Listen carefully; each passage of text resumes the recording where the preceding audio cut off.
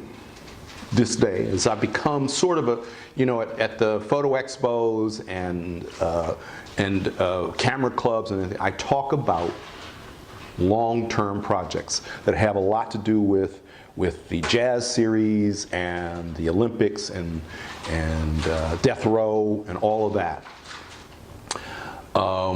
So I become sort of a specialist in talking about it because professional photographers all say, well, I have this passion for something else. I have this book in my head, or I have this series or this exhibit. And I say, how long have you been doing it? And long-term projects really can enhance your career. They really, you know, don't just think about bread on the table. You have to do something that follows your passion. Anyway, a few years ago, after the Death Row project, I was looking around for what do I do. People were constantly saying, "What are you going to do next?"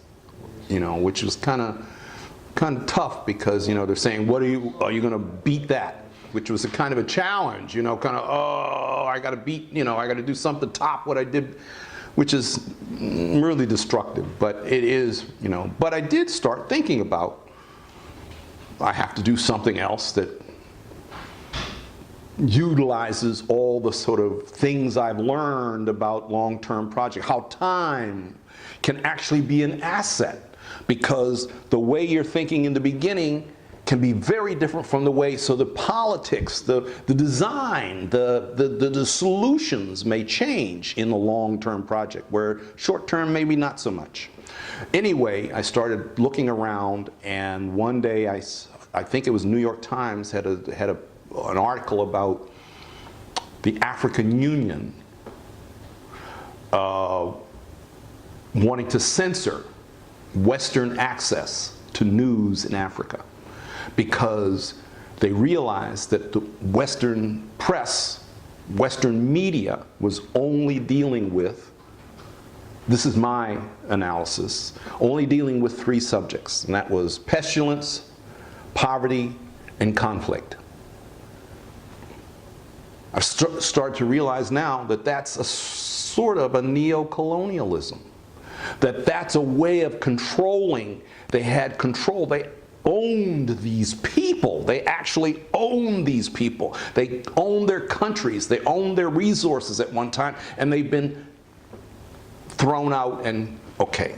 So in order to control this situation, to keep the sort of status quo, and was, let's paint a picture, a negative picture, so that we can control their ability to progress and do things like that. And I was like, oh, I've been to Africa. It's an amazing place. I'm seeing all kinds, you know, this is contemporary. It's just like if you walk downtown Cincinnati. You know, why aren't we dealing with those kinds of stories? Why aren't we showing those kinds of pictures?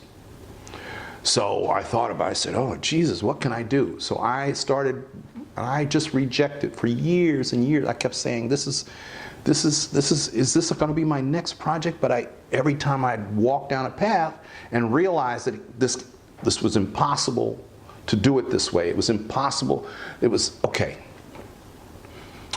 So it took me years to figure out what, and I realized that instead of doing it vertically by going to Africa and spending a week, a month, a year photographing, which was a vertical kind of spike in its history, I could stretch it out horizontally, and I could do pieces of it by myself as time went on. I could do it country by country, or tribe by tribe, or subject by subject, but I could stretch it out. So again, the long-term project where time becomes an asset, it becomes a partner. Not only in expenses, but also in the history and what I'm showing. So I started photographing the 54 countries in Africa, country by country, seeking to find really contemporary, and that became a whole nother issue as to what is contemporary. So we do industry, we do education, we do agriculture, we do medicine, we do entrepreneurship, we do music, art. We do both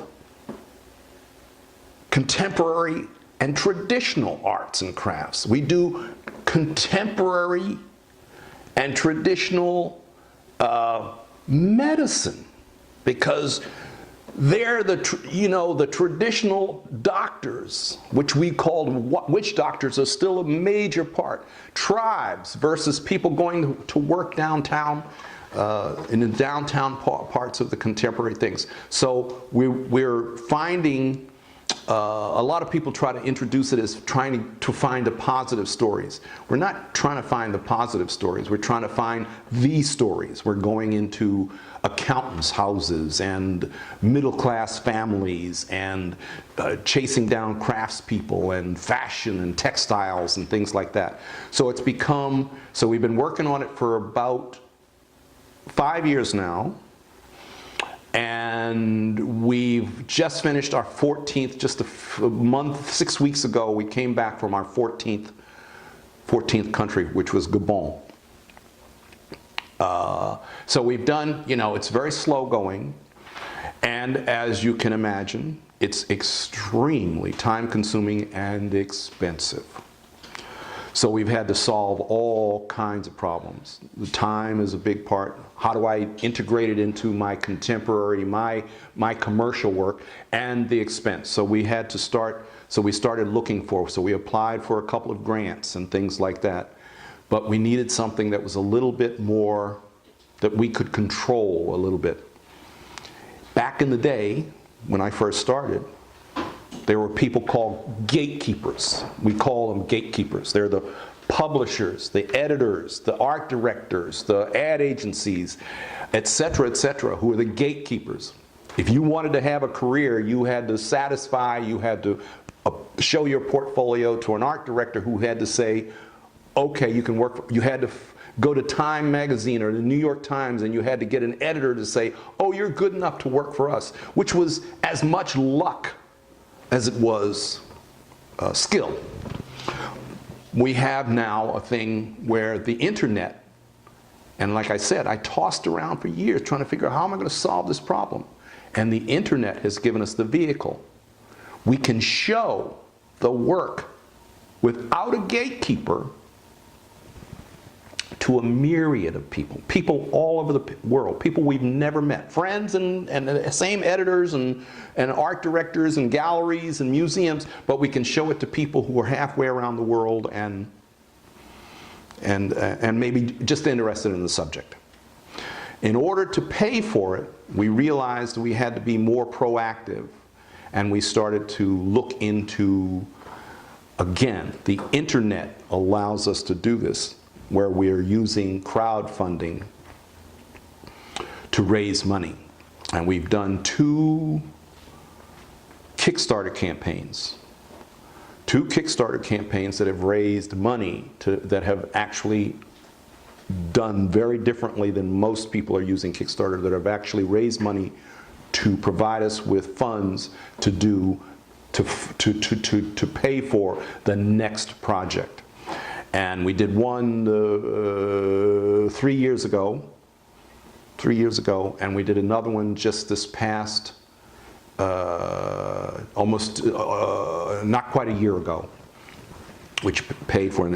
And we raised an even larger amount of money in the second one. And they have provided us with funds we're still applying for grants and things like that, but they have provided us with funds to progress, to up our game, which is really an important thing, and to keep the momentum going. So we've used Kickstarter, and the way that Kickstarter works is that you ask people to help you with something. You might be producing a product or a book or an app, or we're using it to pay for the future. We want to go someplace new. We want to go okay. So we have to convince people that this is something that we're going to do in the future, which has really been quite a selling process.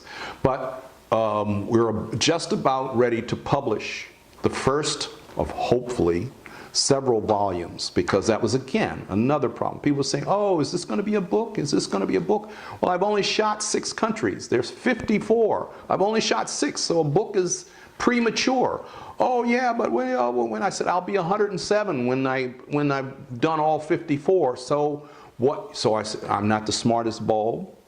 So I started saying, what am I going to do? People are looking for a book. So we made the first volume of hopefully many is the reward that people are paid for the second time. So we are just about ready to publish the first of hopefully many books so it's a interesting how the evolution of an artist, us particularly, but an artist, where you go and you say,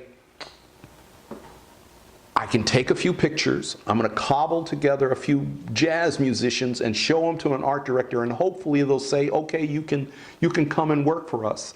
Now we are not only coming up with our own concept, we are through social media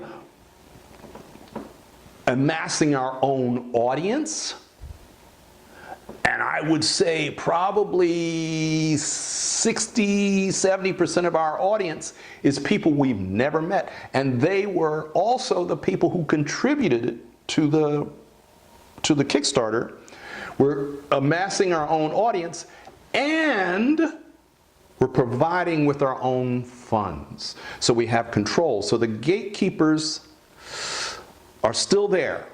We're still having to go show our portfolio for commercial work, which pays for the studio, but we're able to be, as artists, literally almost form the whole circle, publishing our own books, showing the work to an audience online, and coming up with our own concept. And that's what we're talking a lot about with the Pan-Africa. It really has become, I knew that when I started it, that it was going to expand way beyond any concept that I could come. And it just constantly, I met a geneticist at Starbucks the other day, a geneticist. I would never, and I started talking about it, and we're thinking about how we can utilize DNA and pathways and things to show how tribes have moved around.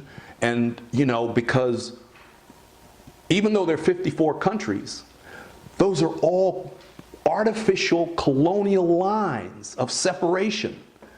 Tribes didn't have that. They cut families in half, tribes in half, cultures in half, communities, they divided.